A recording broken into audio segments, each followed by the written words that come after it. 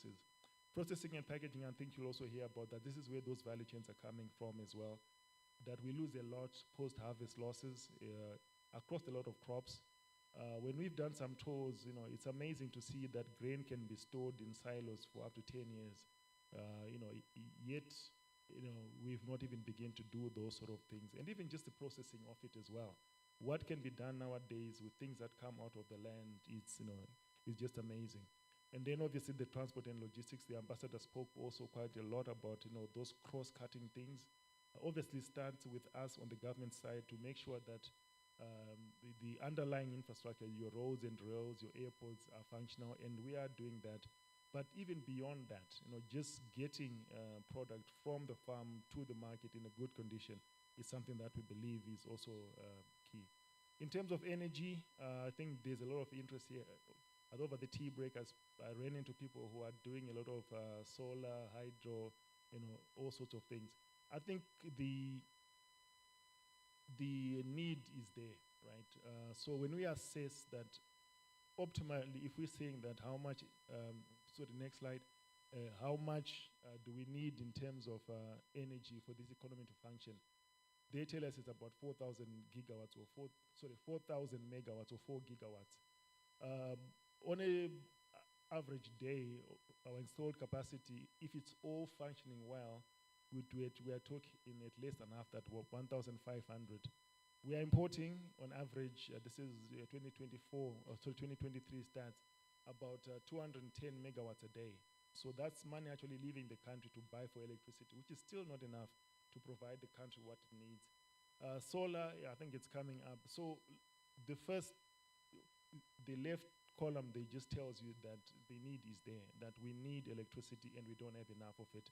Where are we going to get this energy from? Obviously, there's hydro. We have a number of dams. Our own Ministry of Lands through Zimbabwe have built a lot of dams, and a lot of those dams have actually been built with capacity to generate hydropower. And I'm glad that we are working on a project now with a foreign company to actually bring on stream one of those projects as a hydro project. Thermal, I know that coal is not a good word these days, but we have lots of coal. But there are ways nowadays of generating energy from coal that is not as unsavory as it was in the past. And then obviously the renewables, this is where the excitement is. We speak of the good climate here, the number of sun days that we have. I think on average in a year is about 300, which I think is good enough for any project to be viable. So the opportunities, the independent power producers, I think that's a given. And we have, I think Zeda is licensed just over 60, such players. Why they've not come on stream, there were teething problems, and it's something that I'm glad that government is working on. And the tariffs, I think, are also quite attractive, over 12 cents per kilowatt hour. And the offtake, I think it's also, and there are various scenarios of offtake.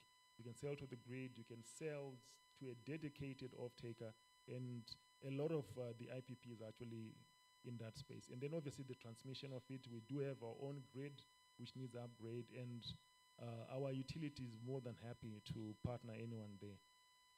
And then if I move on to mining, and it's a focus here, and next slide please. Yeah, so the focus, the mining takes many, I think it's a big industry.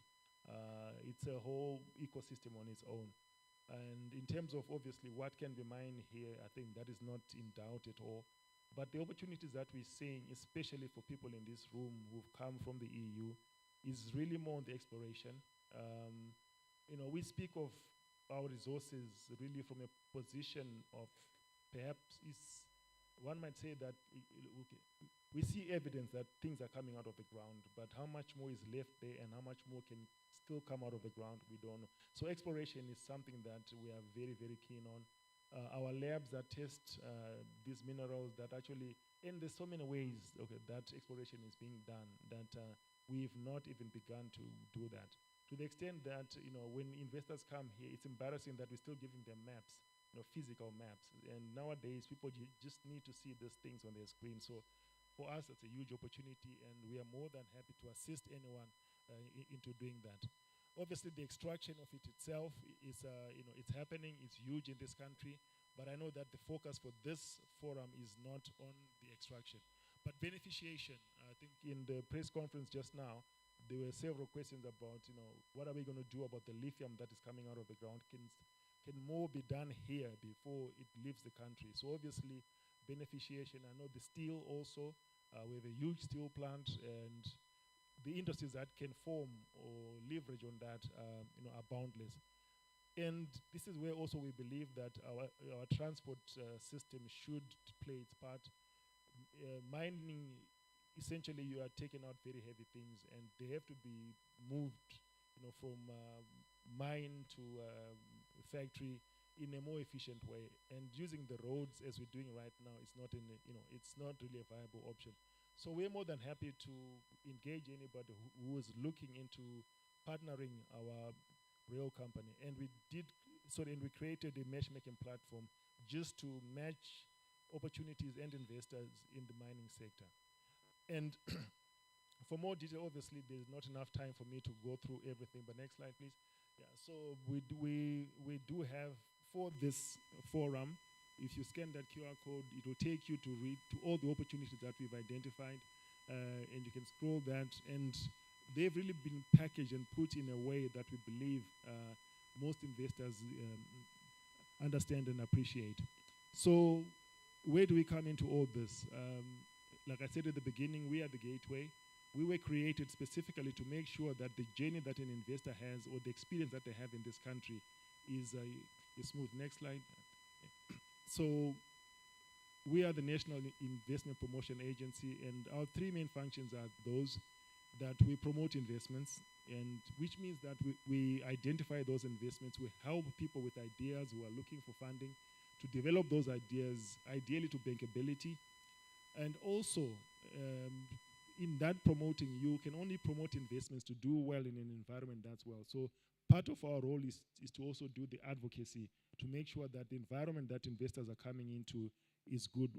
And then once we've done that, we also facilitate that investment. So we make sure that once someone has decided that they want to invest in the country, every step of the way we are with them. We're making sure that whatever interaction they're having with authorities or issuing or licensing bodies, we are there to make sure that is done properly. And also, is to protect investors, because as much as we are creating this wonderful environment, things always happen, laws change and things like that. So we are here to make sure that the environment that an investor comes in, that we promise you, is the environment that exists for the life of your investment. Thank you. Next slide. And so our investments come in three ways. Next slide. We have general investments. This is where, like our 60 delegates here, if they identify something, they don't need any government partnerships. You are more than welcome to set up your own company here and go about your business without any interference. Then there's the public-private partnerships, where the opportunity is such that one of our government entities needs a partner to provide infrastructure or a service. So we are the ones also, we assess those and ultimately recommend them to the cabinet. And once that's approved, we oversee, obviously, the signing of the agreements, and beyond that, the implementation of that. We also administer special economic zones, and this is an area that we are quite excited about. We've not really hit the ground running on this one. We've not really, hit that home straight. But I'd like to challenge anybody that this is an area where, if you believe that you've got the capability to create your own little zone where specialist services or products are done there, then come to us and we can talk to you about that. Next slide. And our journey is really, from the Zida point of view, is that we start from pre-licensing. So like I said, is the identification of those opportunities, that first inquiry, how do things work in Zimbabwe? How do I get this done? So all of those things, we start there. And even to map the way forward for you, that if you do decide to come and invest in this country, this is what your journey is going to look like. We also help you register a company. I think that's a matter of hours now. And then we recommend that you get a Zida investment license to benefit from all the things that I said that we do on your behalf. And nowadays, you do it online, and I'll show you just now a link that can take you, and in a matter of hours, you can actually be issued with that Zida license. And obviously, a bit of understanding of your project, and for us to then be able to help you. And when we issue you that license, we also tell you all the next steps, what's going to happen. And so the establishment is, we are simply saying that we are not done until you are actually saying that I'm ready to start business. So again, with most businesses, you are going to interact with other government agencies. You are going to need permitting from other agencies. Again, within our offices, we have a one-stop investment services center. It's essentially ensuring that you don't have to physically go anywhere else, right? So if it's immigration issues that you want, that you've got staff, expatriate staff that you want to bring onto your project, we've got people from immigration in our office that will do that for you. Tax issues, exchange control issues, local authority issues, all of those things are done. And on this one, we're actually going even further in that by the end of this year, the plan is that we will be doing a lot of this licensing and permitting, not just for foreign investors, but even for local businesses. All of this will be done online. So you can actually apply for your shop license and your immigration papers online through our platform. But behind the scenes, obviously, we are still talking to all those. We also conduct aftercare for our businesses. I think it would be remiss of us to just issue permits and let you go out there. So we also check up on you to make sure that things are okay, to try and make sure that the environments that you're experiencing is good enough for you to actually carry on and grow your businesses. And then on the public-private partnership, where there is a bit more enforcement in terms of the two parties sticking to certain agreements, we also conduct the monitoring and evaluation of that and ensure that these projects are on track.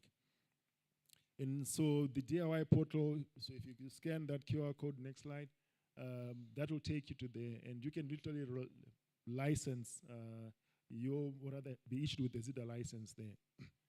So as Zida, obviously, and those are some of the things that we ensure that every investor gets a benefit of. So firstly, obviously, is that we want you to freely repatriate your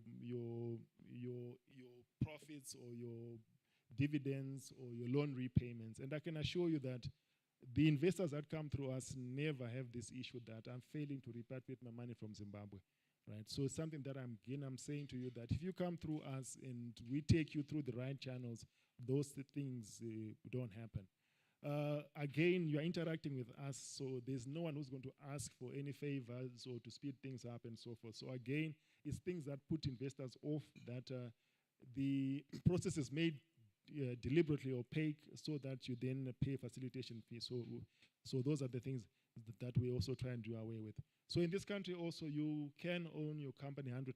There is no requirement that you partner anyone locally, but obviously, it might help you, I think, tactically to partner a local business, but it's not a requirement. You don't have to. And so those are the things, just some of the things that we ensure that once you're licensed with us, we become your advocates for all those things. Even if a lot of our clients and investors come to us with tax issues, again, we take over those things and we really become your advocate and the go-between you and the tax authorities. And then lastly, I'd just like to add that, so people always ask us, are the investors coming, what's that like? So this is for the past 4 years up to the first quarter of this year, just the number of investors that we are licensing. So you can see the first in 2022 is by quarter one, quarter two, quarter three. It's a positive trend. We are licensing increasingly more and more investments every single day. So the interest is definitely there. I think what's left for us is to really onboard all of them fully. So the numbers that you're seeing there is that at the time of licensing, obviously, when they present their business plans, they have an ambition to invest a certain amount of money in the country. So collectively, those are the amounts that we're talking about per year. But what's encouraging to us, even in the first quarter of 2025, we licensed more than 200 new investments into the country, right? And so perhaps what I'm saying is that, don't leave it too late. Yes, the opportunities are plentiful, but, they're not waiting for anybody. And in terms of the sectors, mining, obviously, I think it's obvious that our endowment does attract or sells itself, so I think it's a big draw. But we encourage that there's interest across, a variety of sectors here. So it's not specifically to the one. Again, supporting the statement I made earlier that this country does have a history of processing and manufacturing, and it's a fairly diversified economy. And then in terms of where this money is coming from, or these investors are coming from, this is just to show you that I think we could do better. And when I speak to the ambassadors here, and I do chat to them quite frequently, this is something that I always challenge them, that look, as much as everybody else is seeing this thing about Zimbabwe, why is it that we're not getting enough investors from the EU? So, yeah, so obviously the Chinese, Indians, and our own people.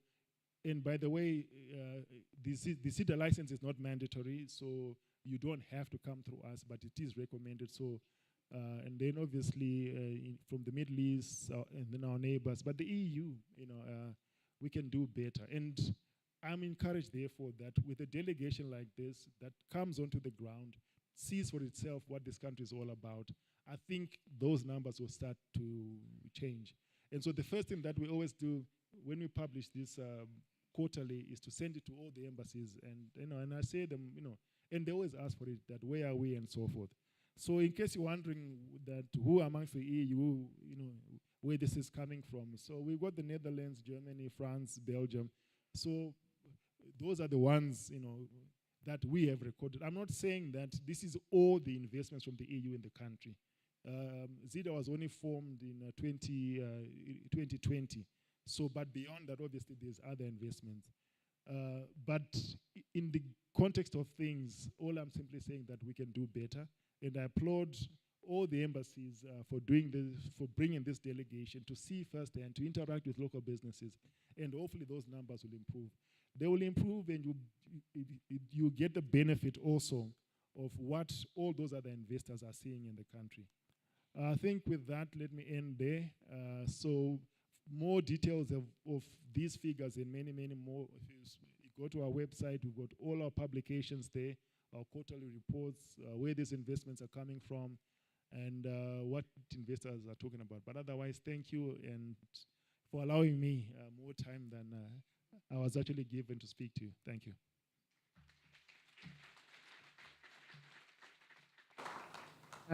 Thank you very much, Tafadzwa. And thank you for that very informative presentation. I guess because he's my CEO, I can actually say well done for the work that you're doing at Zida. And I just want to highlight that probably what he didn't mention is that all that information, the stats, the data that you're seeing is based on a very, very new initiative that we've been running for the last couple of years. So what he didn't mention is that we're probably 95% digitalized in the agency. We only run on about 5% paper in the agency at the present moment. So a big pump to Zida for the work that they're doing around digitalization. But what I'd like mostly to highlight is the fact that your figures are showing a movement in the projected investment. And your Q1 for 2025 is showing that you already surpassed your annual from 2024.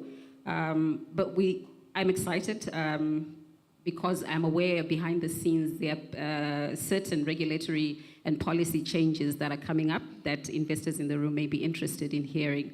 Would you like to share some of these initiatives?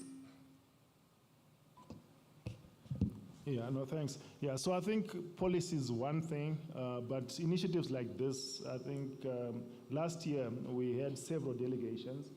And earlier this year also, I think we had one from Sweden, well subscribed. We had a delegation from France as well last year, another one from Canada. But in terms of policies, I think it's just the clarity. I think that's important.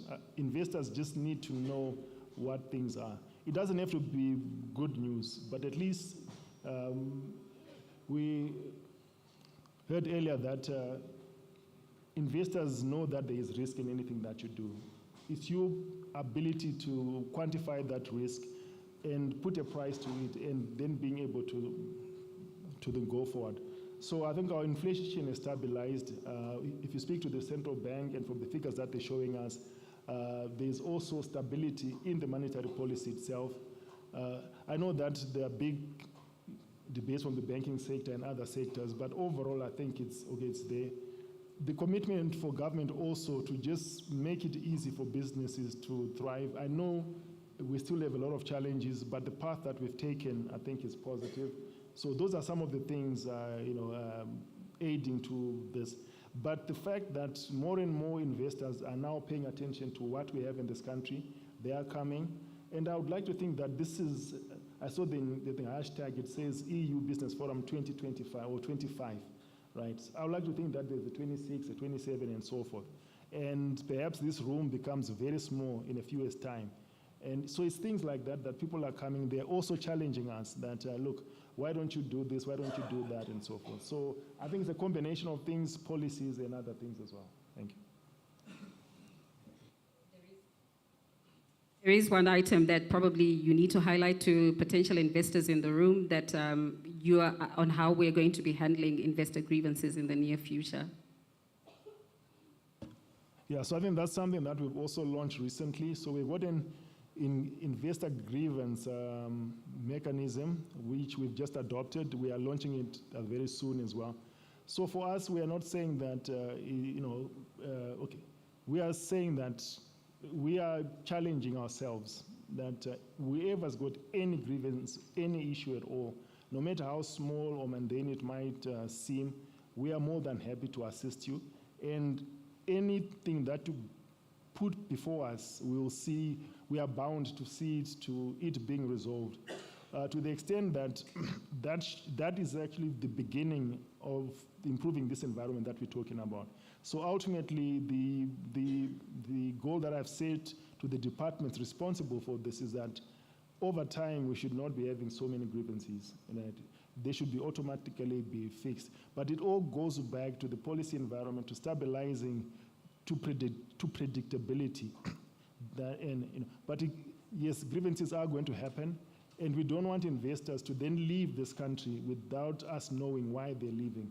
So again, it's something that we'll launch, and we'll invite you all, that this is the process now, that whatever issue you've got, be it a government unit is not, you're not agreeing on something, or maybe the policy is affecting you in a certain way, whatever it is, you log into, you log that grievance, we'll see it right through. And for us, through our workings with the rest of government, we'll ensure that such things don't occur in future. Thank you, Tafadzwa.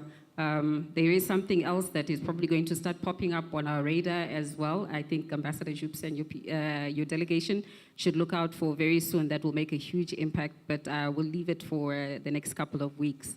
Mr. Vumbe, representing the Ministry of Finance, Economic Development, and most importantly, investment promotion at this stage. There's been a lot of geopolitical shifting over the last few months. Risk perceptions when investors look at us as a country, probably very high in when we meet a lot of our investors. But when you look at the economy and also your calculations on projections on the growth of the economy, you probably have a lot of inquiries around the critical issues of exchange rates and growth prospects. So when you speak to the investors in the room, what do you have to say to them that will make them stay in the country and invest?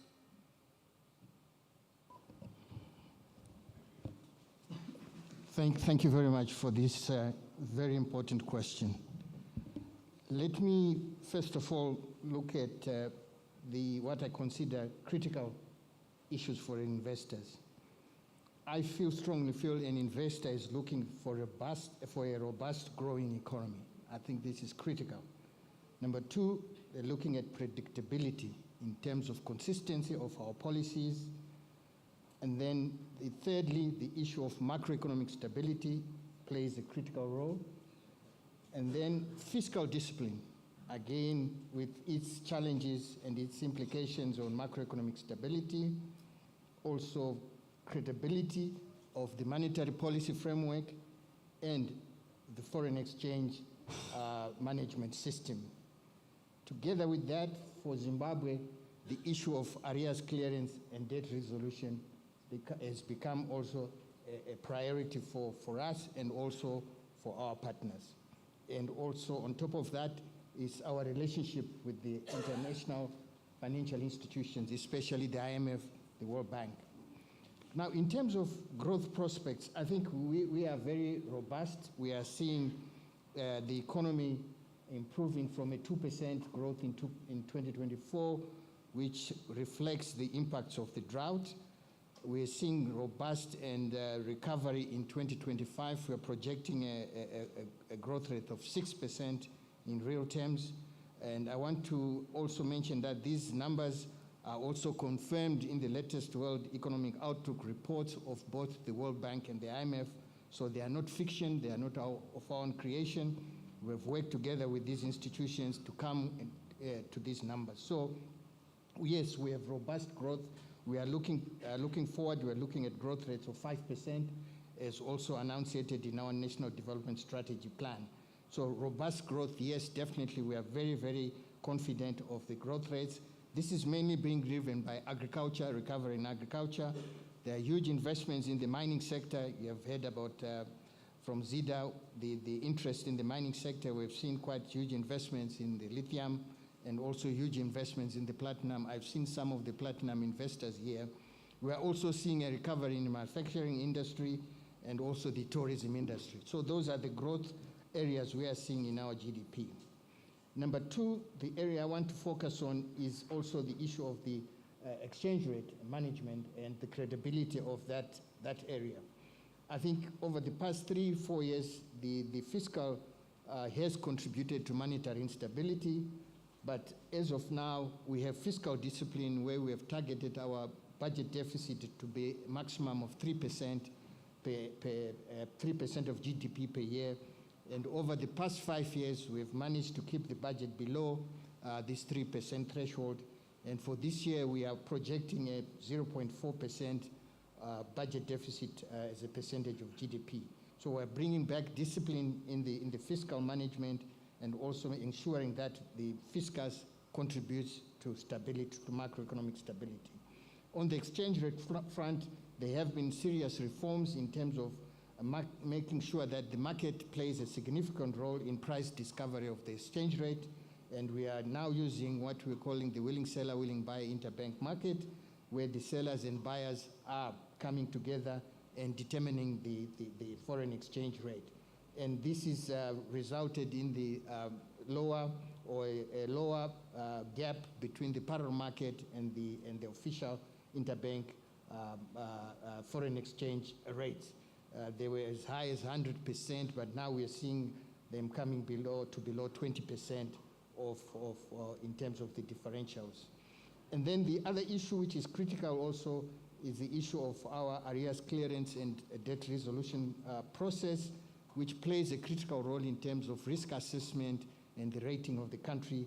We are, as a Minister of Finance, under the leadership of the Minister, we are working towards the arrears clearance process. We are also cooperating with the EU. They are part of the process. The ambassador, your ambassador here, is playing a significant role in the structured dialogue process, which is leading the arrears clearance process. So this is the bucket we are looking at: predictability, robust growth, discipline, and also ensuring that we have low inflation, and all the robust growth also ensures that there is confidence in the economy. Thank you. Thank you, Mr. Bumbe. I'm not putting you on the spot, and I know you have a lot of officers in the room who'll give the technical details, but one of the most critical questions we often get asked by investors is, will I be able to repatriate my money when I bring it into the country? So just the quick assurance coming from your office.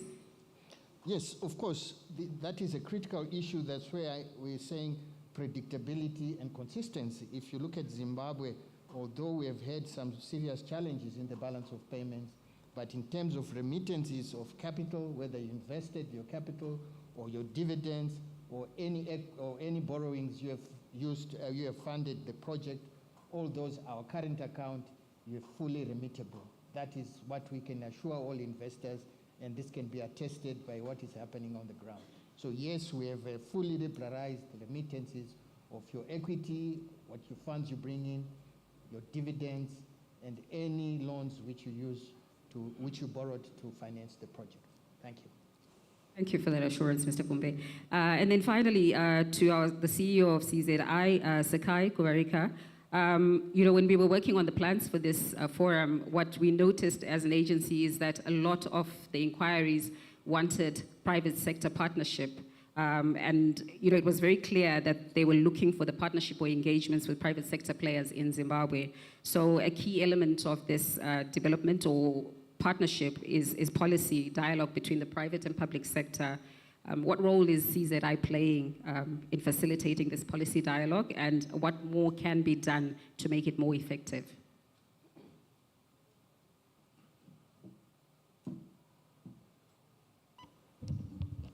Thank you very much, Silly.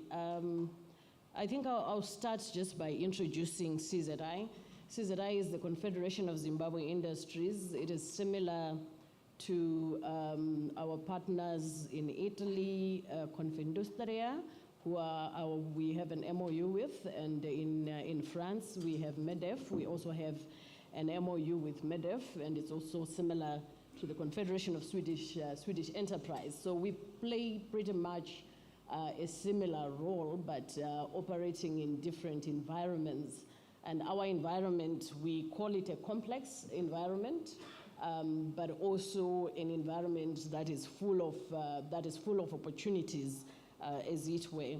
So in terms of the work that we are currently doing as the Confederation, our key concerns for business have been around the macroeconomic environment, as has been highlighted by Mr. Vumbe.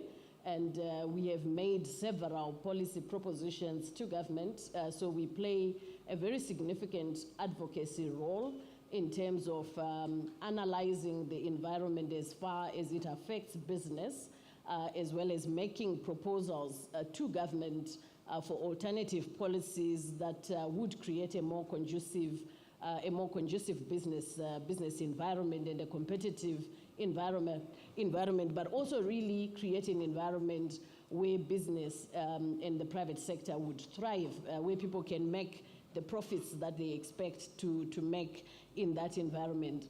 So we are constantly giving market feedback to the government in terms of policy impact on the various sectors, sanity and order into the policy environment. While investors may approach the country and the government as individual entities, we ought to govern the policy and regulatory environment sector by sector or subsector by subsector ultimately, so that we create, one, a fair and equal environment, as well as a competitive environment in the economy. So we play that role. We do organize the various subsectors, and we work with them to advance a competitive environment. We also scan the different markets away outside of our country to look at comparable business environments and how we are competing in those particular markets, or how we are positioned maybe to export into those markets. And we give, again, this input to government in terms of how we compare with our regulatory environment. Are we more regulated than others? Are we competitively regulated? And it does assist government to actually make the decisions using those comparisons that we give through the comparative analysis that we constantly do. So we do inform government in that respect. I would like to say that we are playing a continuous role in informing the regulatory environment reforms that are taking place by playing our role of collecting this information from the sectors, aggregating it, and submitting it to government in terms of the impacts that those regulations would have on business. We also conduct research. We do market studies, which are also helpful to foreign investors in this economy. And I think most recently we did a market analysis for the Italian trade agency in terms of the agriculture equipment market. And I think that sector was highlighted as an opportunity sector by Zida, in Zida's presentation.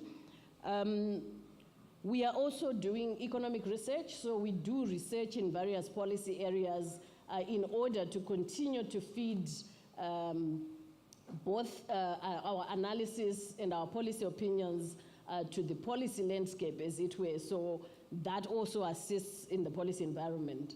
We do participate as CZI on behalf of business in key policy influencing bodies. So we have representation on the Trade Agency Board, we have representation on the National Competitiveness Commission, on the Competition and Tariff Commission, on the Standards Association of Zimbabwe. So we extend into those institutions as well the market feedback that would really inform how those key regulatory institutions would function. I'll just highlight a few insights because I think I had prepared some because of my earlier brief.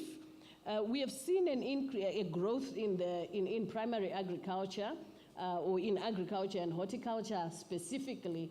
And what we are seeing is that there is now going to be an increase in produce for processing.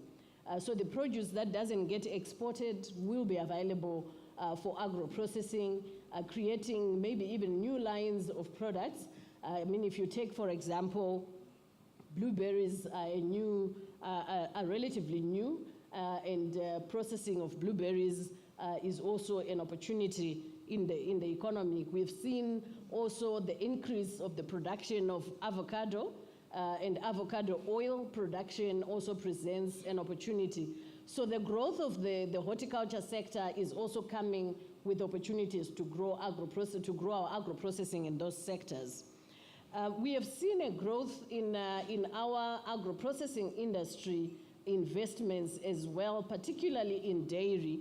But I wanted to mention that one of the things that we have seen and we also communicate to the market is that we are seeing a development of integrated value chain business models in the economy, where if you look at our growth in dairy, you would find that an investor is participating in both dairy production and in dairy processing. So we have a bit of a different scenario here. To maximize opportunity, it's important to actually participate in some of these key value chains, but participating at different nodes or at several nodes in the same value chain. So those integrated value chain business models, just allow me 2 minutes.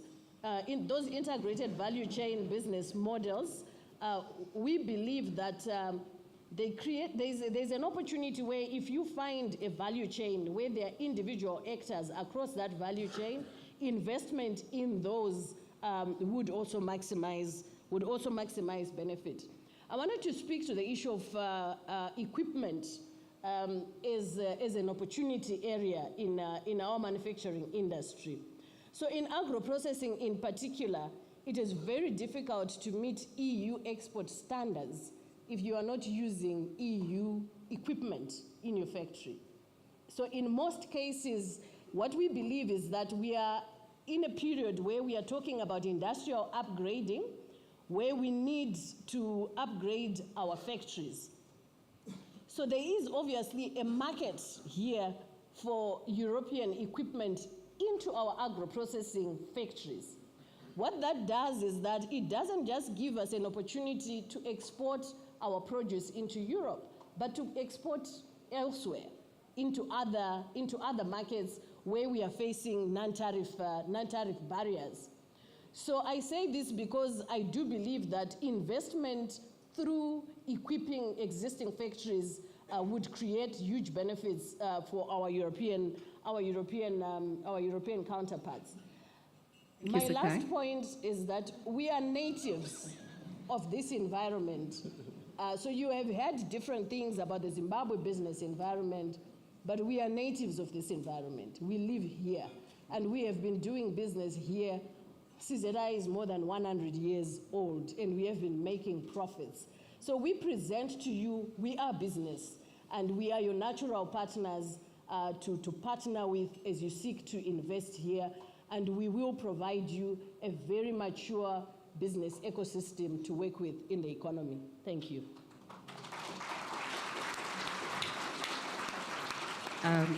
Thank you, Sakai. So that's the assurance from the CEO of CZI that the private sector is a key player in Zimbabwe's economic development. Thank you to the CZI, which is the private sector, the public sector represented by the Ministry of Finance, but also most importantly to the agency that is supposed to bring all these ministries, departments and agencies and the BMOs together. I'm just going to allow Busisa Moyo, who was supposed to moderate this panel, 3 minutes to round off this discussion. Most importantly, as a player from the private sector, he leads one of the biggest companies in Bulawayo, URL, but also as the pioneering chairman of the advisory board of Zida, whose tenure just recently came to an end, and we're hoping that they continue to advise us on investment promotion. So Busisa, just 2 minutes to wind down so that we allow the next panel to come up. Thank you. Thank you very much. Good morning, Your Excellencies, and to my good friend, Ambassador Joopster. Don't think I think I saw him earlier. Thank you very much for the opportunity to share. My sincere apologies for not having been able to make it for the panel. It's a long way from the south. It's like going between Roma and Milano. And I started my journey a little bit late, so sincere apologies that I couldn't make it on time. Only just to underscore, I caught the tail end of what my fellow panelists were saying, that Zimbabwe is a big opportunity at the moment. There's arguments between whether our GDP is 34 billion or 38 billion. But, between Afreximbank and the IMF statistics at the moment, there's a current debate going on online. Very, very interesting, but a significant economy nonetheless. In terms of inward remittances, I heard Vumbe talking, in terms of inward remittances, that's inflows of US dollars, real dollars. Last year, 2024, is in the order of $12 billion. So that's significant. So of that, of course, exports are a big part of that.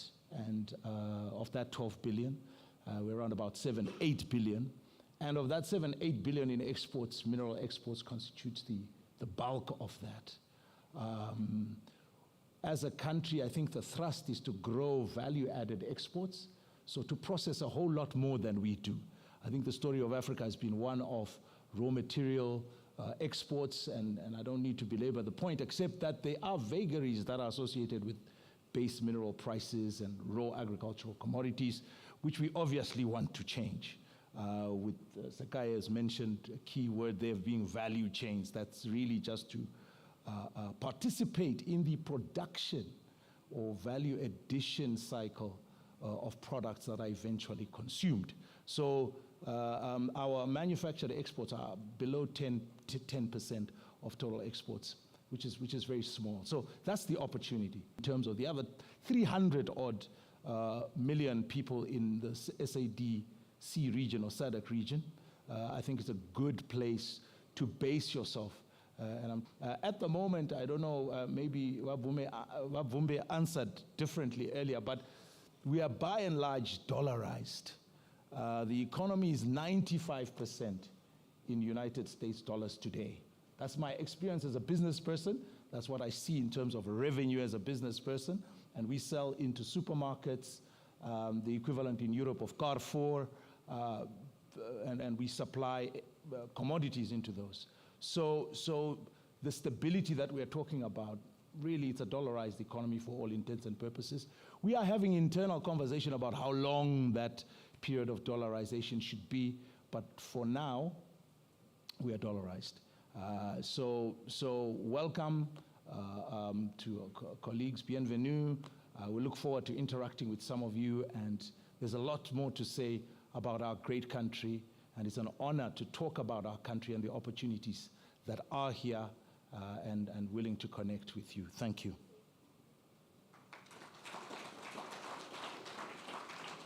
So thank you very much to our panel. And just as to round off is to say that all the information that you heard is available at the click of the button on the Zida website. Thank you, everyone.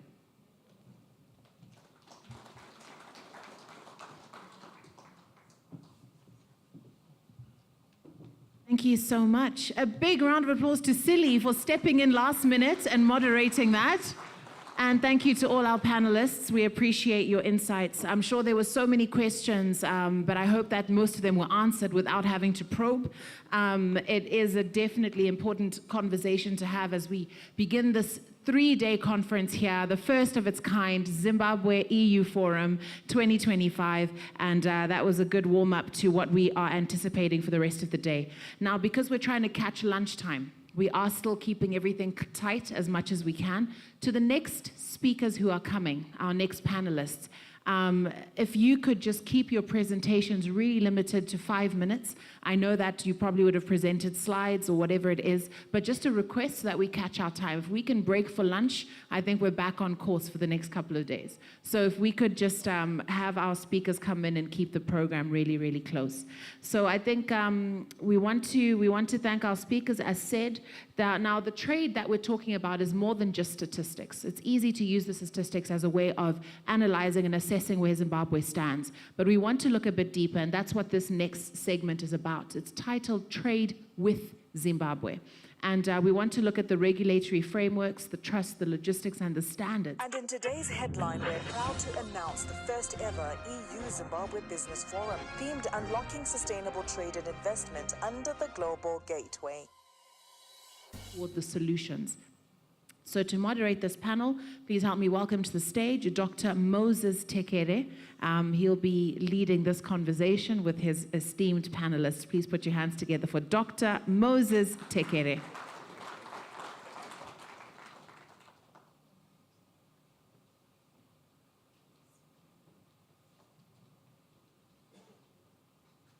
Morning. Thank you, Master of Ceremony. I have the pleasure of moderating this session. And without much further ado, let me ask my moderator, the panelists and the presenters to come. We have someone from the Ministry of International Trade. And then we've got someone, main presentation from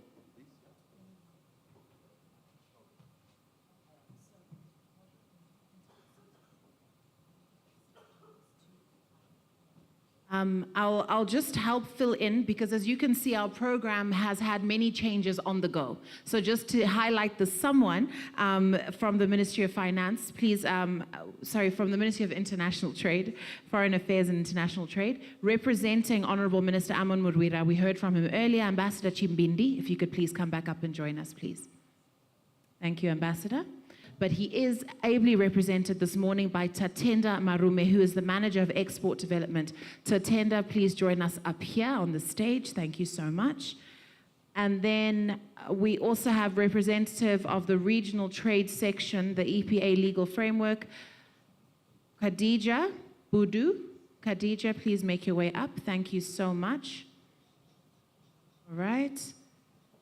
We also have from Zimra, implementation of EPA is what they'll be focusing on. That's Tendai Muchuchuti. Please, Tendai, where are you? Ah, she's coming up.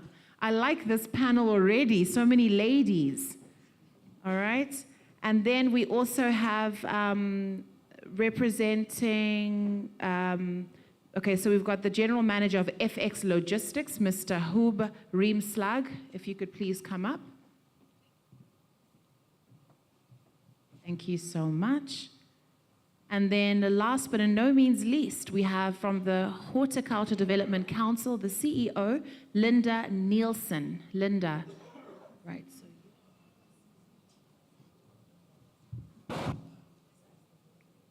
Linda, you may come and join us here. Thank you so much. Please come join us here. Thank you. All right, excellent. Over to you now, Doc Tekere. You may now take over. Thank you. You may use these mics. Thank you. You did it much better than me.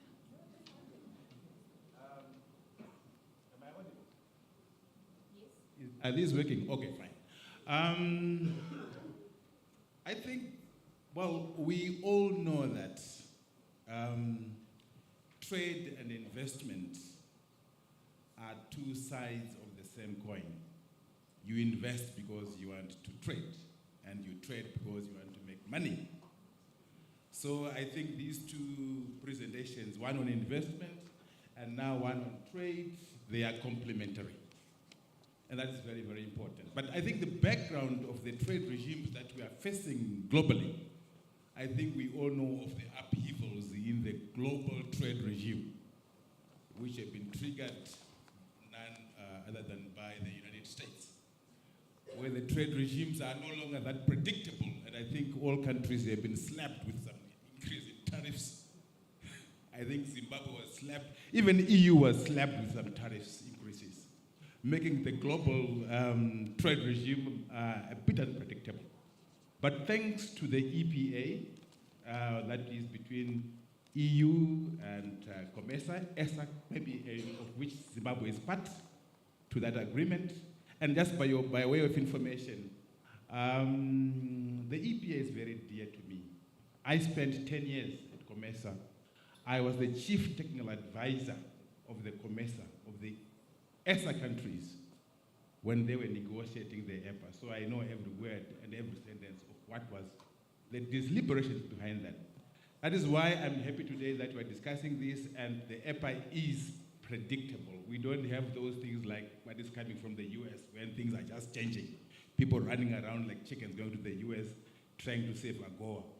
Anyway, with that little introduction, we will have a major presentation, of course, open remarks by the Minister of International Trade and Foreign Affairs, and then a major presentation by Zimtrade, and then we'll bring our panelists to provide specific interventions. Of course, Budu will provide the bigger picture in terms of the EPA, and my colleagues, I talked to them about how we go about it yesterday. Then we come with specific examples of trade issues that we are facing and how we are resolving them. So without much further ado, I'll ask Ambassador, my good old friend, or new friend.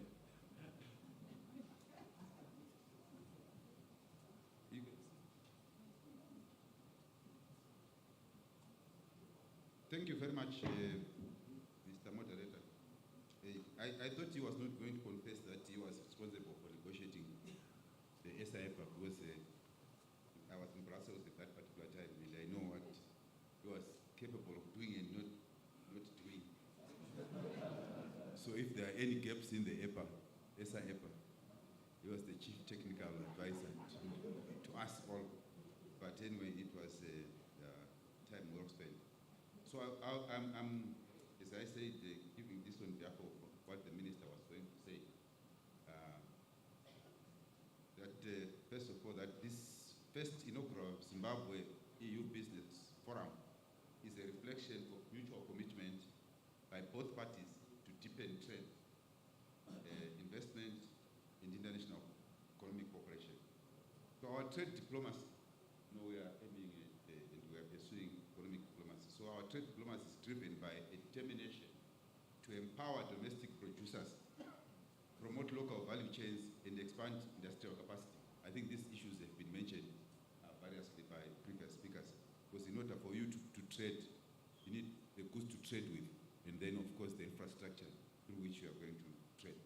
The European Union is a key partner in supporting Zimbabwean businesses, especially in agriculture, horticulture, leather, textiles, and processed foods, accessing premium European markets under preferential trade arrangements.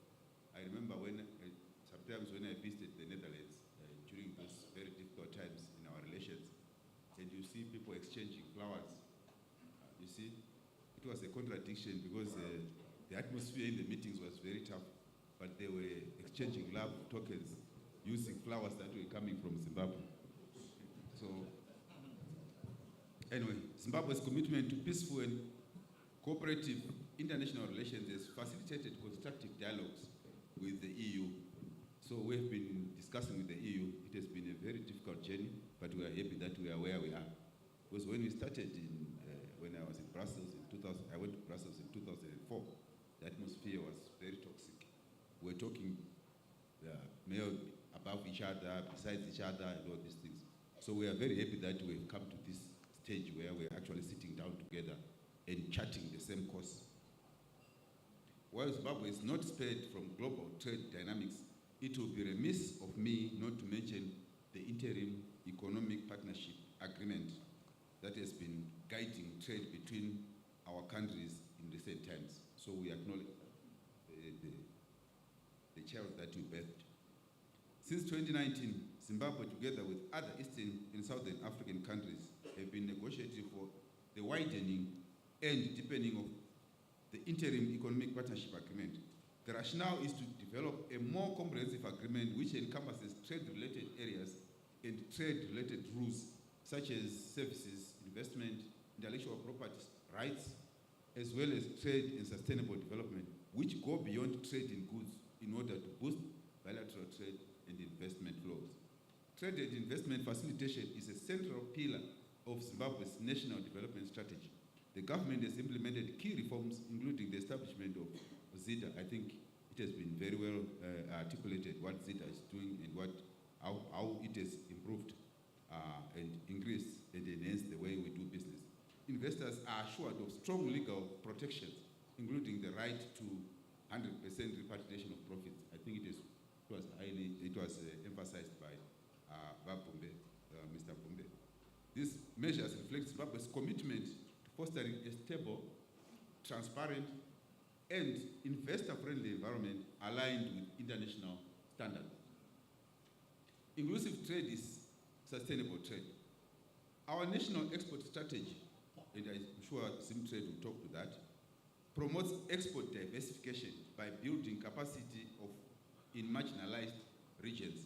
We don't want to leave anybody or any place behind, while encouraging diaspora-led investment and knowledge transfer. As the EU supports sustainable value chains in Africa, Zimbabwe offers strong potential for ethical sourcing, fair labor practices, and community-driven commerce. Trade today is increasingly driven by knowledge, innovation, and technology. Zimbabwe's pursuit of knowledge economy demands that we enhance our capabilities in standards certification, e-commerce, digital payment systems, and innovation hubs.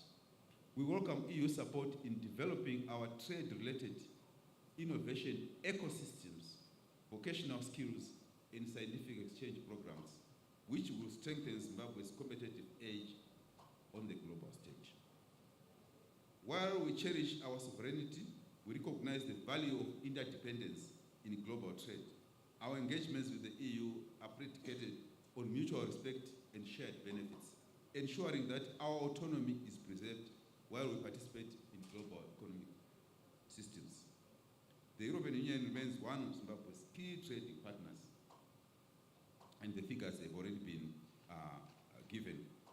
While Zimbabwe enjoys preferential access to the European Union market through duty-free and quota-free arrangements, our local enterprises have yet to fully leverage this opportunity. We intend to enhance local production capabilities, facilitate seamless market access, and increase Zimbabwe's export competitiveness in the global market. In addition, the government of Zimbabwe is revamping its supply routes to facilitate the movement of goods, which provides a gateway to the EU. Distinguished guests, our debt clearance dialogue, facilitated by African Development Bank and supported by the EU member states, reflects Zimbabwe's sincerity in re-engaging with the international financial system.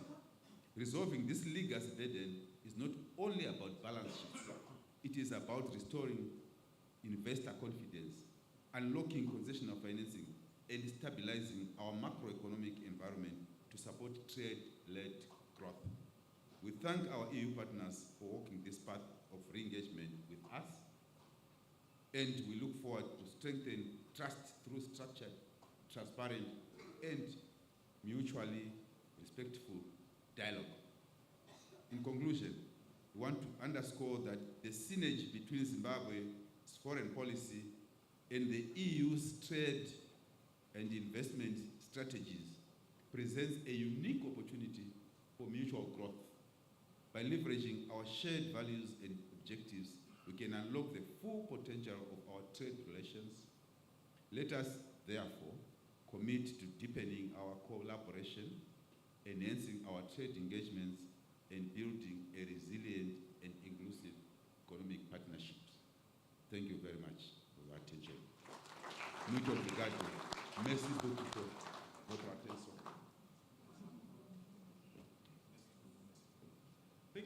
Thank you, Ambassador. I think we now move on to the presentation by Zimtrade, which will focus on the key issues, unpacking the trade outlook, trade performance, and here we've got Tatenda.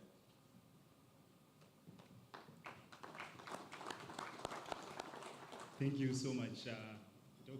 I think the last time I saw you, it was during the days of COVID, when you were training us or teaching us on how to assess the potential of a particular sector. And it was quite mathematical. I used to hate mathematics in school, but it made me to love mathematics. A very good morning to you all. So the organization that I represent, Zimtrade, is the National Trade Development Body of Zimbabwe. We are a joint venture between the government and the private sector. It's a public-private partnership. So I think it's an early testament that triple Ps really work in this part of the world. We are under the Ministry of Foreign Affairs and International Trade. So it was quite good that you made us to speak after our parent ministry so that we know which path to tread. In fact, the minister said I should talk about market diversification. It was not on the presentation, but if I don't do so, it will be gross insubordination. So going into my presentation, I agree with Dr. Atekere that indeed the world is evolving, and it is evolving at a level that has never been experienced. And it has brought some contradictions in terms of the trading environment. You can see on the other side, we are talking about economic integration, but on the other side, we are seeing pockets of protectionism. We are talking about bringing the world together into one global village where we have regional and international value chains. But on the other hand, there is an increase in the cost of logistics. On the other side, we had made gains in terms of improving global food security, but climate change seems to be threatening the gains that we have made over the years. That is the reality of the world that we live in today. Some may see them as challenges, but we see them as opportunities. Opportunities even to deepen our economic partnership agreement and make sure that we tackle these challenges together. The ambassador said we should not focus on rhetoric, but go on the statistics. So I want to share the statistics which will give you also the reality of trade in Zimbabwe. If you look at what is showing on the screen, that is Zimbabwe's trade performance from 2013 to 2023. And from the statistics, you can see that our exports have been on a growth trajectory for the past 10 years. Especially if you look at 2015 going onwards, to an extent where our exports have almost doubled. Our imports have also been growing, and you can see that we have a trade deficit where our imports are standing at 9.2 billion and our exports are at 7.2 billion. It's in every country's desire to reduce the trade deficit, but if you look at the products that we are importing, most of the products are actually going into the productive sector as equipment as well as raw materials for production. And a look at our export markets, you see that most of our exports are concentrated into three destinations. That is United Arab Emirates. I think for the past 30 years, South Africa was our biggest off-taker. but it changed in 2024. Now the United Arab Emirates is our biggest off-taker. We have South Africa and China. And we have also done, we have combined the EU at 27. It's 9%. It's not small, it's significant, but I think there is room for us to actually grow that particular figure there. We can move on with the slides. In terms of export products, you can also see the concentration in terms of mineral alloys and manufactured tobacco. And I think it was Sekai CEO Zida was talking about value addition as well. I think it is imperative that we focus on value adding our minerals and our products, because at the end of the day, this is value that we are exporting, and these are jobs that we are exporting. And I hope out of this, we are also going to have partners that are going to work with us as we seek to value add our products. And again, you see that from our ministry, or the government position is on economic diplomacy. So we have been benefiting quite a lot in terms of the bilateral as well as the multilateral trade agreements.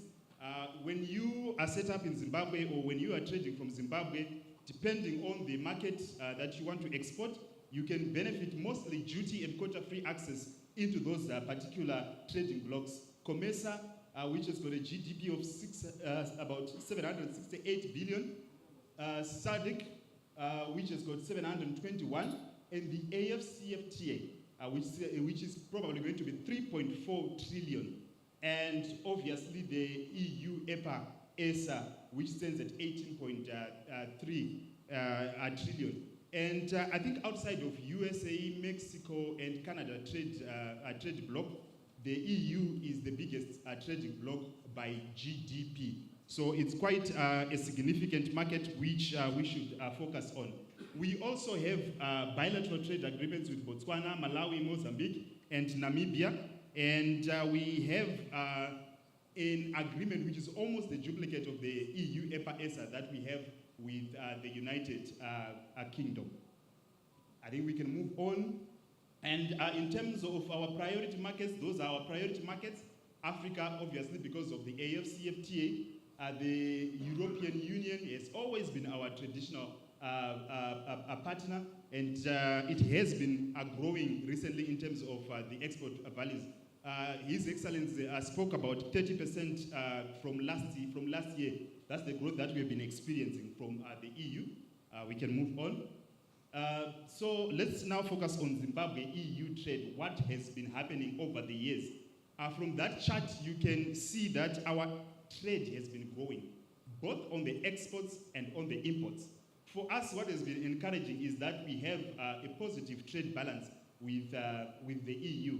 And our exports have been growing. The compounded annual growth rate has been 5.26, which is quite respectable. Even on the imports, again, it's 2.87. You can see that there was a slight dip during the COVID years, but trade between Zimbabwe and the EU managed to recover significantly. And we expect that growth to continue over the next years. And in terms of the products that we are exporting to the EU, the biggest export product is tobacco. But we understand that with tobacco there is pressure, and there are issues to do with sustainability, health, but for the time being, it's one of our biggest exports. Also iron and steel, as well as edible nuts and fruits. That's about 12% of what we export. We also export minerals into the European Union, and raw hides and skins, especially the exotic leather. There are some of the biggest fashion houses in Europe that use crocodile leather from Zimbabwe, and that leather is being produced in a very sustainable way, so you don't have to worry, about issues to do with biodiversity. I think we can move on in the interest of time. We can move on in the interest of time. And in terms of what we import from the European Union, earlier on I highlighted that most of our imports are going into the productive sectors. And as you can see, there is a machinery and mechanical appliance as our top import from the EU. We also have pharmaceutical products, and we also have chemicals, vehicles, and most of these vehicles are actually, commercial vehicles that are coming in to help in logistics. So this sort of mirrors what we are also importing from other parts of the world, except that if you look at Zimbabwe's biggest exports out of the ones that are showing there, you realize that our biggest import, probably around 2.2 billion, if I'm not mistaken, these are mineral fuels that we are importing as well. I think we can move on in the interest of time. So the presentation was mainly on which value chains offer opportunities for trade between Zimbabwe and the EU. And what I had shown you is the historic perspective. Now we can focus on the value chains. The value chain that we've highlighted there is the horticulture value chain. I know Linda is here. She's going to share more, about the products. But all those products that I've listed there, blueberries, avocados, citrus, and macadamia, are products that offer huge potential for export. For us, when we look at potential, we are looking at a number of issues. We are looking at the growth in demand globally. We are looking at our local capacity here, as well as the inquiries that we have been receiving as the National Trade Development Body. If we look at blueberries, which are the poster boy of superfoods, you realize that the growth is expected to be around 6%, and exports are expected, or demand in growth in demand is expected to reach 13 billion by 2035. And they are saying for us to be able to sustain that demand, we need to grow production by almost 100% in the next 5 years. If you look at avocados as well, projected growth in demand over the next 5 years is 10%, and is expected to reach 48 billion by 2033. Citrus, 2.2%. It might sound low, but it's 2.2% of 193 million tons that are currently being produced globally. So there are quite a number of opportunities in horticulture, including other products that I'm not going to mention here. This is another value chain that we also believe offers tremendous opportunities in cannabis and industrial hemp. We have favorable climate for the production of these products, and even our seasons, they are long enough, I think, compared to other regions where production season is quite short. We also have a regulatory framework that's clear and precise in terms of what needs to be done. So this is yet another opportunity. And I think there are further opportunities in the value addition of these products into CBD oils, hempcrete, biofuel, textile, as well as animal feed. Maybe we can move on to the next one. And we're talking about value addition. You can argue that Zimbabwe is a mineral or a agri-based economy. So definitely the issue of value addition of these products is critical, especially in terms of the processed foods. An earlier speaker said there is a lot of waste happening. They say about 40% of what we produce is lost through post-harvest losses. So it's an opportunity for value addition. And mind you, Zimbabwe has a non-GMO policy, which means that what we produce is natural. And this augurs well with the current trends on health and well-being. Maybe we can move to the next slide. So we have quite a strong food processing sector. And some of the products, yes, a few of them are being exported to Europe, but most of them are being exported regionally. I think the issue is investment in systems that guarantee market access, the factories that were spoken about that meet EU requirements. It's also paramount so that we export a lot of these products. We can move on. One other sector that is interesting is our indigenous-based approach in terms of, both the processed foods and other sectors. We, as a country, are focusing on what we call heritage-based exports. Here we are looking at commercializing our cultural and our natural heritage. So we are looking at value-adding some of the products that may not be mainline currently in Europe, but have got a potential for growth. If we move on, I'll just share a little bit of this product that perhaps our visitors could be seeing for the very first time here today. But this product is currently being exported to the EU. It's an Afrocentric superfood that if you compare it to other products, it offers a lot. 6 times the potassium of banana, 2 times the calcium of milk, 6 times the vitamin C of oranges, so forth and so forth. These are some of the products that we are looking to develop into the EU market because of the benefits that they offer. We are also looking at the value addition of what we call cosmeceuticals. Again, if you look at it, there is a heritage-based approach to it in terms of the products, moringa, marula, baobab, avocado. These are products that are being produced locally. If we move on to the next, again, the leather that I mentioned earlier on, where we have quite a lot of potential, especially for exotic leather. We export more than 30 million worth of leather into the EU, and most of it is exotic leather, and primarily crocodile leather, where we are growing or where we are producing this leather in a very sustainable way. There are certain retailers in the EU that are no longer buying exotic leather. But what I can say at the moment is that if we are making money out of exotic leather, it means we will not want to run out of the animals that are giving us exotic leather. And we'll do everything in our power to make sure that we have the crocodiles to be producing the leather that we are going to be exporting for time and time again. So definitely we are doing it in a very sustainable way. Another sector where there is potential is the iron and steel. You saw from the exports that we are also exporting quite a lot into the EU, but there are recent developments that have managed to increase our capacity in terms of what we can do. There is the Dilson iron and steel plant that is in Manise. I think it's a 1.5 billion investment, if I'm not mistaken, which has capacity for 600,000 tons of carbon steel. So we have increased our export capacity, and a few weeks or a few months ago, the president launched another metallurgical complex in Bedbridge. So it's looking promising in that aspect, and we are looking forward to increase our exports into the EU.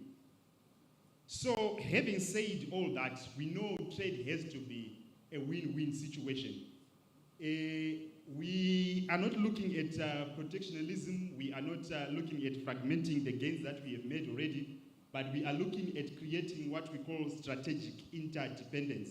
And that is the mantra that our Foreign Affairs Ministry has been pushing when they say friends to everyone and enemies to no one.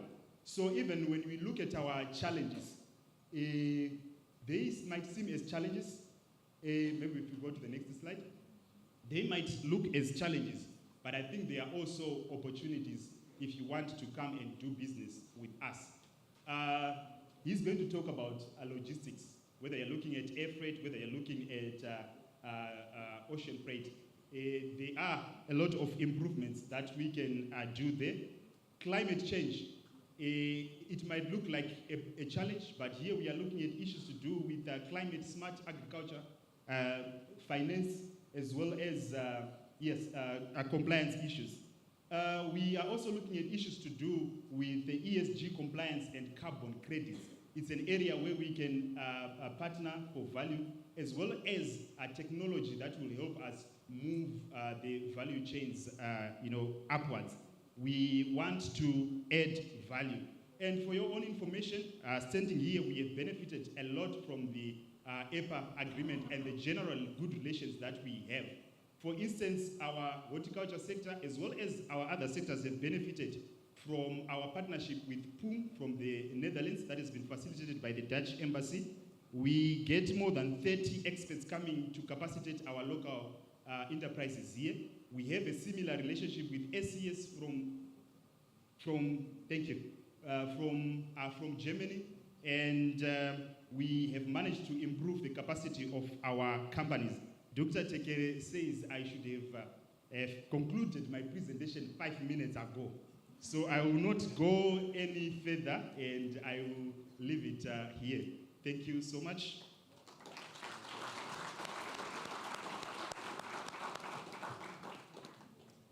Thank you so much. Well, Zimtrade does their work very well, and good demonstration of the data that they have. And I think I was happy that I was part of capacity building, and I can see it's it results. Thank you so much for those statistics, for that data that we have benefit from you. Now, I was also guided by the big boss, Master of Ceremony, that we should finish in the next 20 minutes. So we would like to give you, I think, 4 presenters that are left. That means a maximum of 5 minutes. In your 5 minutes, be very precise, and I'll actually provide you some questions that I want you to maybe deal with. I'll start with Khadija. Right, Khadija, in your presentation, please elaborate, well, maybe briefly provide an overview of the EPA. Khadija is basically, she's representing the regional trade section at EU. So provide an overview of the EPA, the legal framework, the opportunities the EPA has, which companies can use, especially the duty-free, quota-free, and other provisions that we get from the EPA. So you've got 5 minutes to do that. You provide the overview. Then from there, the next panelists will now go in the details of how are they using those provisions. Thank you.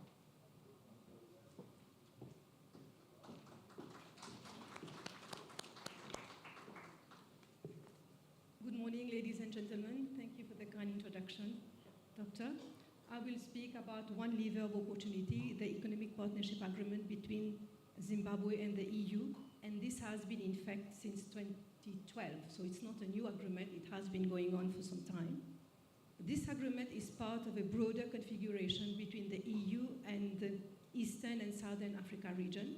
So together with the EU and Zimbabwe, there are 4 other countries that are currently implementing the EPA. They are the Comoros, Madagascar, Mauritius, and the Seychelles. So what is this hype about the EPA?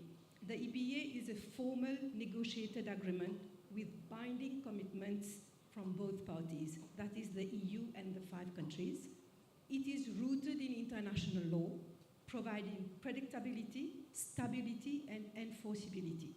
It is this legal certainty that underpins long-term investment decisions.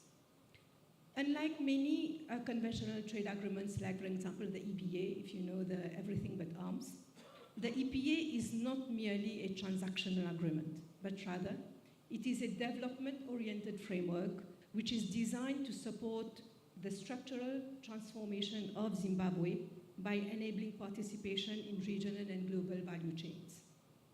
The EPA has guaranteed, since day one, duty-free and quota-free access to the EU market for all qualifying goods originating from Zimbabwe. Due to the reciprocal nature of the agreement, Zimbabwe was supposed to also open its market to the EU, but a more balanced liberalization was adopted for all the 5 countries. So Zimbabwe has liberalized 87% of EU tariff lines since January 2012. Why 87%, you may ask? This is because the agreement includes safeguard clauses to protect sensitive sectors and nascent industries. So the list was proposed by Zimbabwe after consultation with key stakeholders, and it was agreed by the EU. So the protected sectors are products of animal origin, cereals, beverages, paper, plastic and rubber, textile and clothing, footwear, glass and ceramics, consumer electronic and vehicles. You would have all this information on the website of the EU if ever you are interested to have more details on that. So since the implementation of the EPA in 2012, we have seen positive results on the trade flows between Zimbabwe and the EU. Based on 2024 figures published by the IMF beginning of this month, so in May 2025, and I'm going to use the year 2011 as the reference because the EPA started implementation in 2012. We have seen a 131% increase in total bilateral trade between the EU and Zimbabwe. We've seen an increase of 92% in the exports from Zimbabwe to the EU and a 189 rise in imports from the EU to Zimbabwe. Ladies and gentlemen, these figures are not merely statisticals. They reflect expanded market opportunities and increased investor confidence in Zimbabwe. What the regional trade section has been doing since the last 4 years, we are publishing on our website success stories of companies that are using the EPA, and when they come and do some témoignage in how the EPA has helped them to expand their production or how they have gone into market diversification through the opportunities offered by the EPA. However, the existing EPA is limited in trading in goods. So to move in the next phase of development, the Zimbabwe, together with the other 4 countries, have started negotiations for a deepened EPA with the EU that moves beyond trade in goods. The deepened EPA would include chapters such as trade in services, investment liberalization, digital trade, partnership in agriculture, fisheries and aquaculture, public procurement, intellectual property rights, competition, trade and sustainable development. 15 rounds of negotiations have been completed, and we look forward to concluding the negotiation this year. So what is in for Zimbabwe in the new agreement?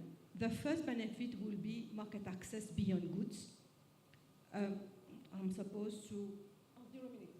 Oh my God. So sectors such as telecommunications, logistics, tourism, professional services stand to benefit significantly from the new agreement. The second benefit would be, I think that is very important, enhanced investment climate. Because by incorporating a chapter on investment, the EPA is geared to strengthen Zimbabwe investment environment that would benefit new investment coming in the country. And the third benefit is the promotion of a more green and inclusive growth. The chapter on trade and sustainable development includes binding commitments on labor standards, environment protection, and climate resistance. So I'm not going to go into the details, just to give time. If ever you need more information, we can network when we have some free time. But my end word would be that the EPA is not just a framework. It is a very powerful tool to build competitive advantage. It is a very powerful tool to drive and stimulate inclusive and sustainable growth. So we would urge companies to take advantage of the opportunities offered by the EPA. Yes, there are some challenges, we acknowledge them, but there are also accompanying measures. Look for those measures, talk to the local support organizations such as Zida, Zimtrade, Zimra, and business associations to guide and support you. My colleagues from the EU delegation to Zimbabwe are present, and they would be very interested to continue the conversation with you. And the EU, as well as together with its member states, as Team Europe, we stand ready to accompany Zimbabwe as it journeys through the next phase of its economic development. Thank you so much.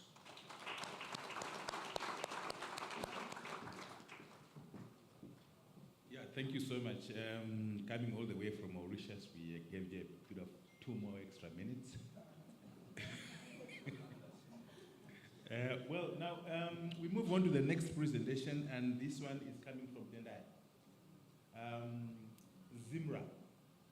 the questions we want you to answer is, what are we doing in terms of facilitating trade facilitation, customs facilitation, in terms of for the companies to benefit from the EPA or to take advantage of the EPA?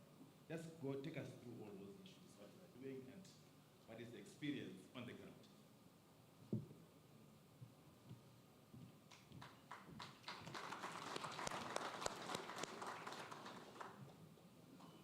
Good afternoon, delegates. Thank you very much for the opportunity. Mine is such a very short presentation where I'm supposed to tell you what you or our companies require for them to be able to operate under this EPA. It's just a list of things. Maybe what I want to bring to your attention is, currently I've got just about 2 or 8 companies that are registered under this EPA. And I would want to encourage our companies in Zimbabwe, the EPA 5, and in Europe to take up this opportunity. And according to what my colleagues have been presenting here, to take opportunity in those areas that are still viable for us to be able to trade between EU and Zimbabwe. And what we require on the registration to become operational under this EPA, we would want company details in terms of full name, physical addresses, the country which that company is going to operate from, and also contact details. And as far as the technology is taking us and allowing us to be in terms of telephone, email addresses, what else are you using as a company in terms of technology that your valued clients can be able to reach you? We need those requirements as ZIMRA for us to be able to put your details in the registered exporter system under the EU platform, so that when you are exporting from Zimbabwe or vice versa, you benefit on what this trade agreement is offering in terms of trading. We also require the company or the client to submit what he or she is doing. Are they manufacturing?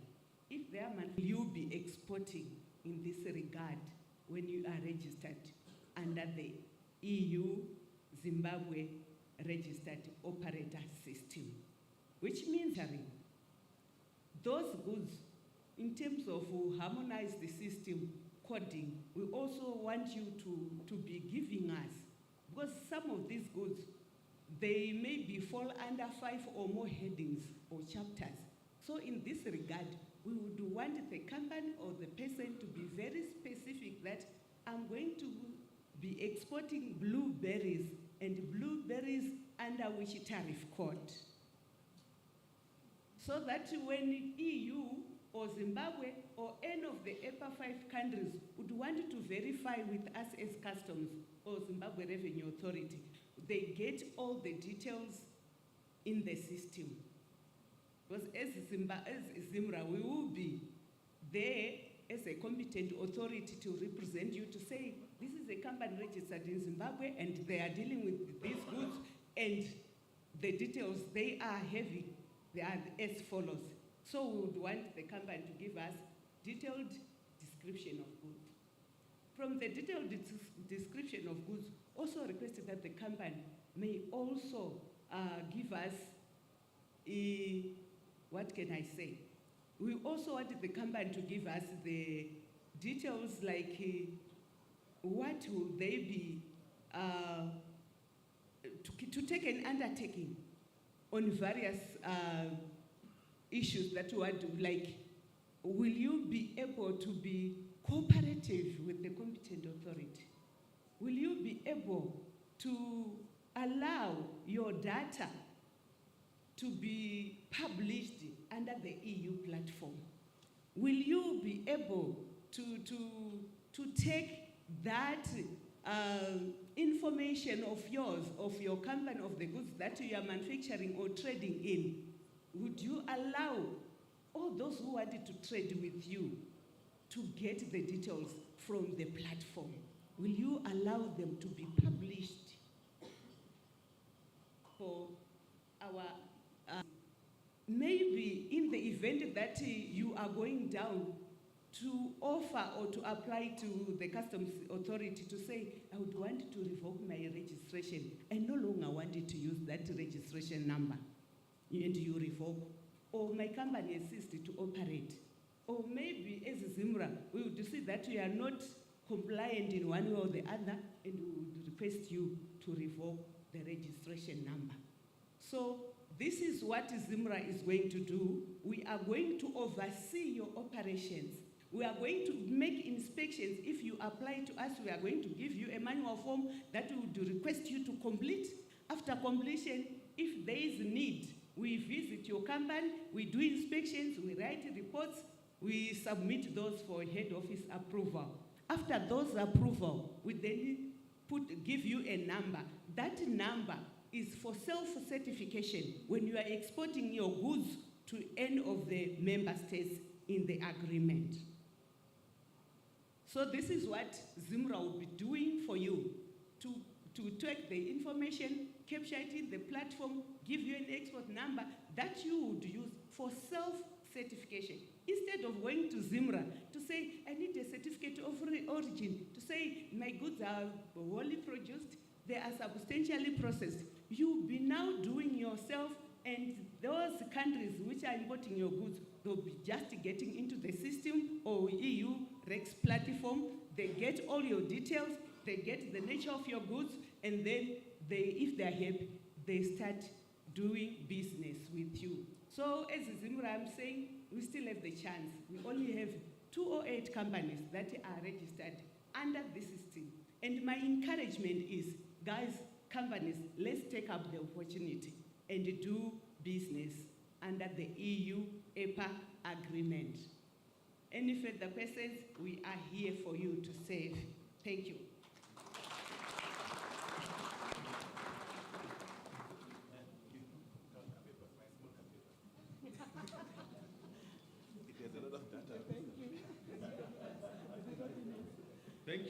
Thank you so much, Tendai.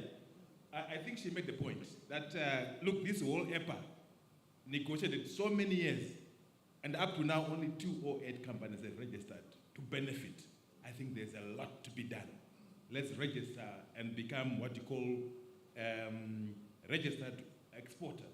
Very, very important. I think, Zimra, you made a really important point, because really only 208 in the whole country.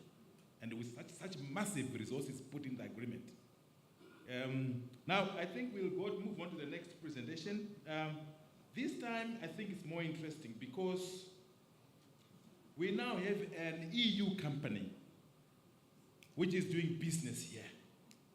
I want to call upon Youth. What I want you to tell us is, what are the challenges? How did you set up? How do you have the business-to-business linkages? How has that been going on? And what are the, in terms, especially in the logistics, what hurdles are you facing? And what are your recommendations? How do you sustain a linkage, a business-to-business linkage between a Zimbabwean company and an EU company? What can we learn from there? And what can we build on from that? Thank you. I think it's clear for you.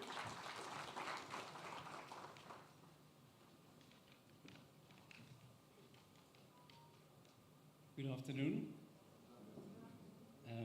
In logistics, it's all about foresight and planning. So, topic, trade logistics, duration, 5 minutes. I'm Huub Riemslag. I'm the general manager of FX Logistics. Our focus is linking Zimbabwean horticultural exports with their global markets. We provide air, sea, and road freight for perishables like fresh cut flowers, munch to peas, blueberries. The EU is a premium destination for Zimbabwean produce. About 60% of what we export goes through the EU, mainly to the Netherlands. FX is currently in its 25th year operating in Zimbabwe. We employ 70 people at the airport at the moment. Since last year, we are wholly owned by Dutch freight forwarding company Airflow. This opened up investment opportunities for us locally, but also led to some challenges as we were starting a new legal entity here. We did get help from the Dutch embassy and the Zimbabwe Investment and Development Agency, Zida, and our accountants chaplains were also pivotal in this process. One of the challenges we had to overcome was our customs clearing license with Zimra, where before FX could annually renew as Airflow Trading, we faced increased requirements applying for a new license. We got good help. We had to show that we had staff formally trained on customs compliance. After a 6-month course from the Shipping and Forwarding Agents Association of Zimbabwe, SFAZ, we are now starting under the new license.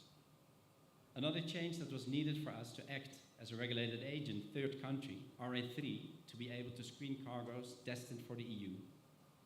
Similar to passengers and luggage are screened, the existing facilities at the airport of Harare screen goods at ambient temperatures, which is a no-go for perishables. We have engaged the Air Force of Zimbabwe last year to train sniffer dogs for us, and we now have Rambo and Kite, our sniffer dogs, coming to site daily. We were also successfully validated by the EU last year. However, an X-ray screening machine was required and installed earlier this year. We are working closely with the Civil Aviation Authority of Zimbabwe, and we're about to go live with our in-house screening operation under cool chain. We have also invested in a refrigerated truck to bring the ready-for-carriage airline pallets with perishables from our cold store to the airline's ground handling agents for loading onto aircrafts onto the EU. While goods can move freely to the EU from a tariff perspective, there are still logistical and regulatory barriers that can be improved. Paper-based processes delay movement. A missing signature or stamp can hold back a full load. Phytosanitary certificates are physically printed and stamped with wet ink. And the Zimra online Secure system works very well, but we have to print digital entries on paper, drive them to a Zimra office to be verified, and then we can proceed to the border. We have to highlight this as I'm from the Netherlands myself, as part of our culture. So there are things that the government is working on, like electronic phytosanitary certificates, e-phytos, and exporting using Zimra's digital system, which will usually speed things up. Zimbabwe has world-class growers and high-quality produce. At FX Logistics, we exist to connect this potential with markets like the EU. But we do need aligned systems, digital tools, and trust between regulators. With the right logistics and certification environment, Zimbabwe can thrive as a trusted supplier. Thank you.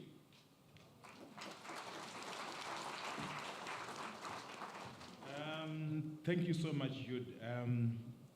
Yesterday we had a discussion, something that he mentioned, he didn't have time to mention it.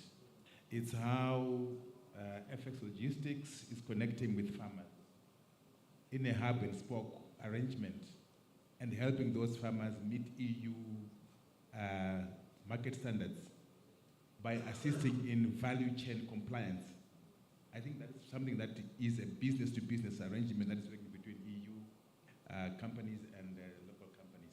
But without much further ado, I want to call upon the next presenter, who is Linda.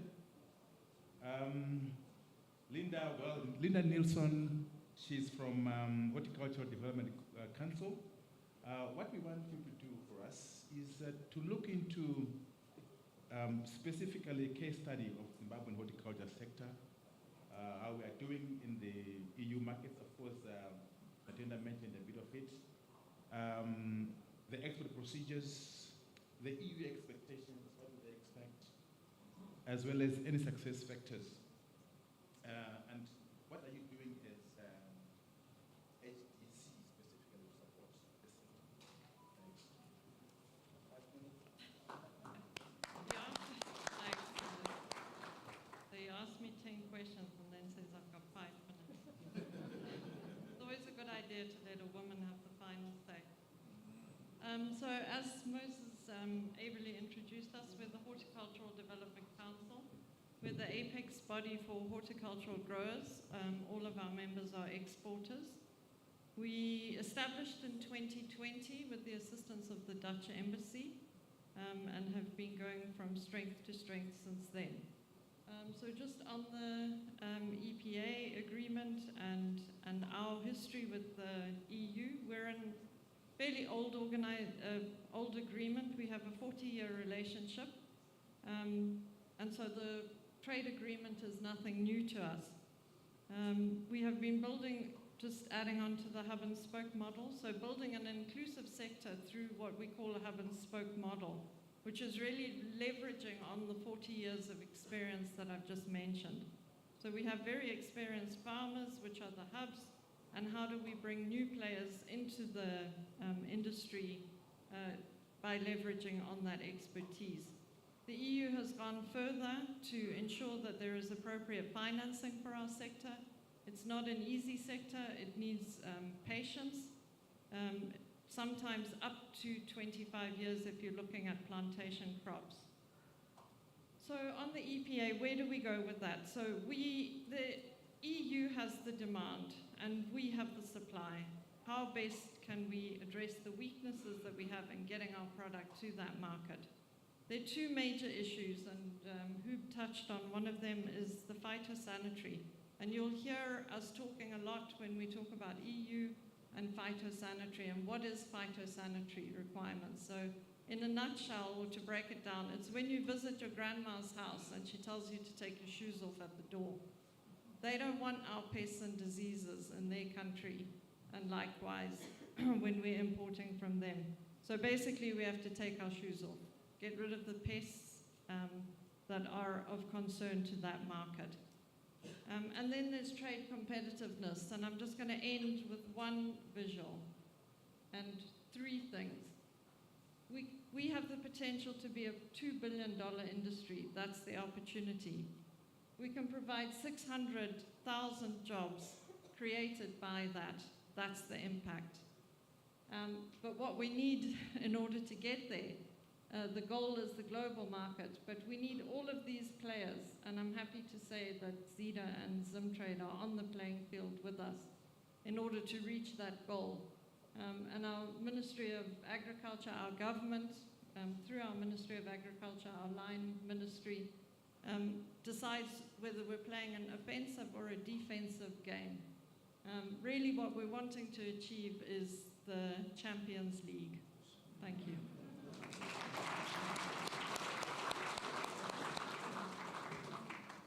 Thank you, Linda, for that. Please, can you show the last slide, please? The last slide, there was something that I wanted to emphasize there. It says Team Zimbabwe.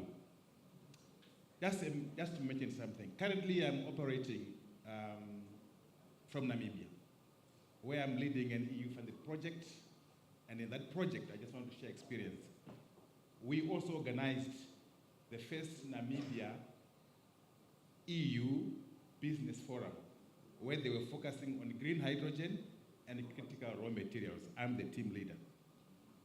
I was impressed that they were talking of Team Namibia. Here you are talking of Team Zimbabwe. This world is very competitive. We need to always work together, isn't it? As Team Zimbabwe. But I think as Team Zimbabwe, we are winning in this case because I saw that you are having 200 and what? 100 firms plus 260 firms from EU. That's about 200 something. Namibians, they had about 180 firms. So you are winning because you are having more participants. On that note, I just want to ask the PS, the director, the PS from International Trade to say his final remarks and we close this session. Yes. Yeah. Okay, thank you very much. I never want to stand between people and food. So I can only thank you for the active participation and look forward to increased and expanded relationship between Zimbabwe and the EU. Thank you very much.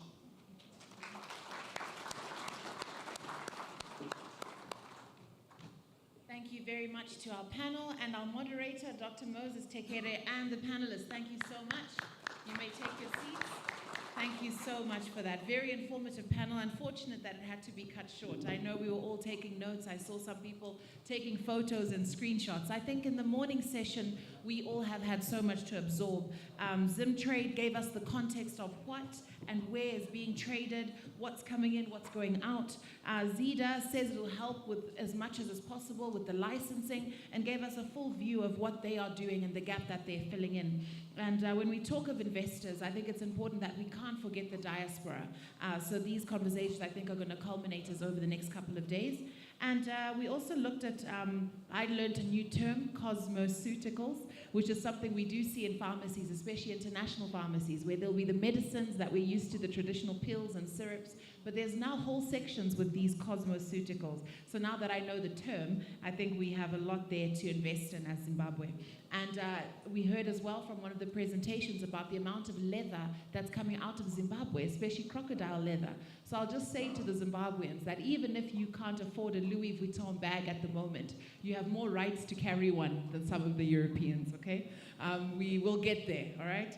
And of course, lots to learn as well with EPA, and I think there's so much support and so much education on it. As brief as their presentations were, I think we understand that the ultimate thing is compliance, that we need to make sure that companies are coming to the party with that.